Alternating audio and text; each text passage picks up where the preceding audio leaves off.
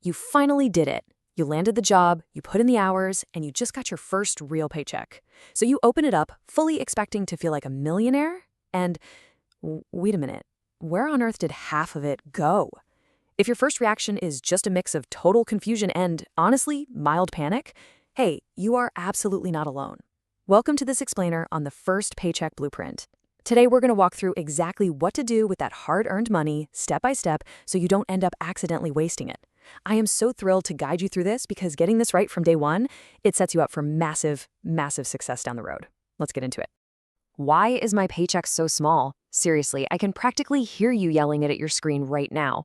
And I want you to know the initial shock and disappointment of seeing a way smaller than expected first paycheck is a universal rite of passage. It is totally normal to feel a little let down when the number you negotiated isn't the number you actually get to take home. Your feelings are completely valid here. But instead of just being frustrated, we're going to demystify the whole thing and take control of it. So here is our 5-step roadmap to get you on solid financial ground before you spend a single dollar. We'll start by decoding your paycheck, then cover essential needs first, build a starter fund, claim your free money, and finally, automate your savings. Step 1. Decoding your paycheck. Gross versus net pay. The heart of all this confusion is really just a simple illusion. See, when you got your job offer, they told you your gross pay. But gross pay is, well, kind of an illusion. The reality is your take-home pay, or your net pay. That's the actual cash that hits your bank account after all the behind-the-scenes math happens. Normalizing this gap is the absolute first step in personal finance. You didn't get shortchanged, I promise. You just met the reality of being a working adult. So where did that missing money actually go? Usually, it's just a few common suspects taking a bite out of that gross pay. First up, you've got federal and state taxes, which is basically your membership fee for living and working in society. Then you have Social Security and Medicare. These are mandatory contributions toward retirement and healthcare for older adults. Next, you might see health insurance premiums, if you opted into your employer's plan. And finally, your 401k, if you're already enrolled, which is just money you're saving for your own future retirement. Once you see it all laid out like this, the mystery just vanishes. Every single cent is accounted for. Moving right along to step 2. Cover essential needs first. Needs before wants. Now that you actually know your real take-home pay, it's time to allocate it. Let's start with the largest slice of the pie here, your needs. This includes rent or housing, the groceries required to, keep you fed, transportation to actually get you to work, and any minimum debt payments you might owe. The golden rule here is incredibly straightforward and completely non-judgmental. You must cover these basic survival essentials before allocating a single dollar to your wants. We are absolutely not moralizing your spending here. We're just making sure you actually have a roof over your head and food on the table before you go out and buy those concert tickets. All right, step 3. Build a starter fund, your first milestone. Before you do literally anything else with your extra money, you need to hit this specific number, $500 to $1,000. This is your starter emergency fund. Look, life is going to throw curveballs at you for sure. A flat tire, a surprise medical bill, dropping your phone on the pavement. If you don't have this cash buffer ready to go, those minor emergencies suddenly become massive financial crises that force you straight into credit card debt. $500 to $1,000 is a highly specific, totally achievable target. Lock this in first.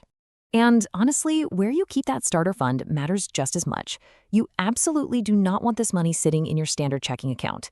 Why? Because if it's sitting right there next to your grocery and entertainment money, it's gonna accidentally get spent. It always does. Instead, tuck it safely away in a high-yield savings account. Not only does this physically separate it from your daily swiping, protecting you from temptation, but high-yield accounts actually pay you a much better interest rate, so it helps your money grow while it just sits there waiting for an emergency. It's a win-win. Step 4. Claim your free money, employer matches. Okay, let's demystify some kind of intimidating jargon right now. If your employer offers a 401k, they often offer what's called an employer match. This is literally genuinely guaranteed free money that your company deposits into your account, but only if you also contribute to it. You can kind of think of it as a bonus they are holding hostage until you decide to save for your own future. You simply cannot afford to ignore this. And here is exactly why this is a real cheat code. If your employer matches your contribution dollar for dollar, that is a guaranteed 100% return on your investment. I'm going to repeat that because it's crazy.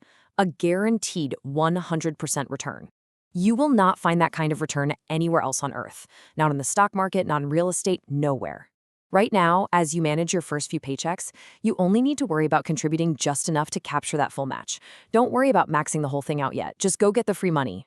Which brings us to step 5. Automate your savings. Success on autopilot.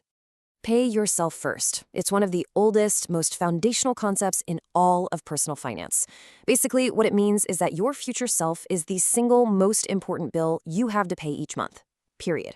Before you pay Netflix, before you buy dinner out with friends, you pay your savings account. If you wait until the end of the month to save whatever happens to be left over, well, I promise you there will be nothing left over. You have to prioritize yourself by making savings the very first transaction that happens. So to actually execute paying yourself first, you need to rely on systems, not willpower. Willpower fades.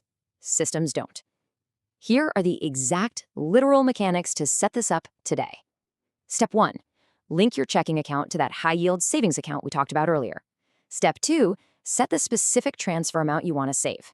And Step 3. Schedule it to happen automatically on payday.